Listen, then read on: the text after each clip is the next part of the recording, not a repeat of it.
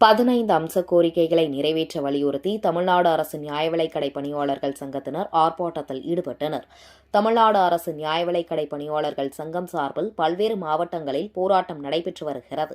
அதன் ஒரு பகுதியாக விழுப்புரம் மாவட்டத்தில் பொது விநியோக திட்டத்துக்கென தனித்துறையை உருவாக்குதல், தமிழ்நாடு நுகர்பொருள் வாணிபக் கழக எடைத்தராசையும் நியாய விலைக் கடைகளில் உள்ள விற்பனை முனையத்தையும் இணைத்தல் உள்ளிட்ட 15 அம்ச கோரிக்கைகளை நிறைவேற்ற வலியுறுத்தி தமிழ்நாடு அரசு நியாய விலைக்கடை பணியாளர்கள் சங்கம் சார்பில் 2ஆம் நாள் வேலைநிறுத்த போராட்டத்தில் ஈடுபட்டனர். தொடர்ந்து கோரிக்கைகளை நிறைவேற்ற கோரி முழக்கங்களை எழுப்பினர். இந்த வேலைநிறுத்த போராட்டம் காரணமாக விழுப்புரம் மாவட்டத்தில் உள்ள 814 முழு நேர நியாய விலைக் கடைகளில் 610 கடைகள் மூடப்பட்டதால் அத்தியாவசிய பொருட்கள் வழங்குதல் உள்ளிட்ட பணிகள் பாதிக்கப்பட்டுள்ளது.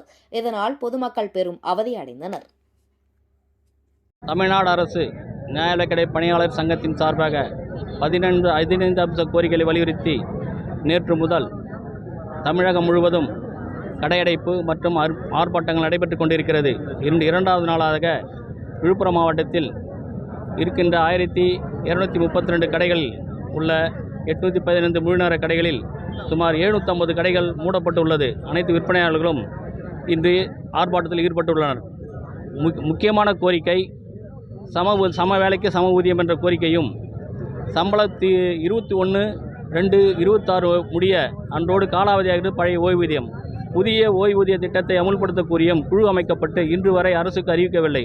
உடனடியாக அரசுக்கு அறிவித்து, அதாவது இங்கு பணிபுரிபவர்கள் +2 தகுதி கல்வி தகுதி உடையவர்கள், அரசின் சட்டத்தின்படி அவர்கள் ஜூனியர் அசிஸ்டன்ட் ஸ்கேலில் இருக்க வேண்டும் என்று குறைந்தபட்ச ஊதியம் அடிப்படை ஊதியம் 19,500 ரூபாய்க்கு அளிக்க வேண்டும் என்று நாங்கள் கோரிக்கை வைத்துள்ளோம்.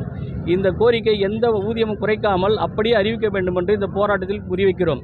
இடையாளர்களுக்கு அவர்களுக்கு குறைந்தபட்ச கல்வி தகுதி 10ஆம் வகுப்பு, அவர்களுக்கு கிராம அசிஸ்டன்ட் செயலாட்சியர் இருப்பாங்களே அவங்களுடைய செயலாளர் உண்டு அந்த சம்பளம் வழங்க வேண்டும், 16,500 ரூபாய்க்கு வழங்க வேண்டும் என்றும் இந்த கோரிக்கையை வைத்து போராட்டம் நடத்தி வருகின்றோம். இது நாளையும் இந்த போராட்டம் தமிழ் மாநிலம் முழுவதும் தொடரும் என்பதை தெரிவித்துக் கொள்கிறோம். கே. சம்பத், மாநில துணைத் தலைவர், மாவட்ட செயலாளர், விழுப்புரம் மாவட்டம்.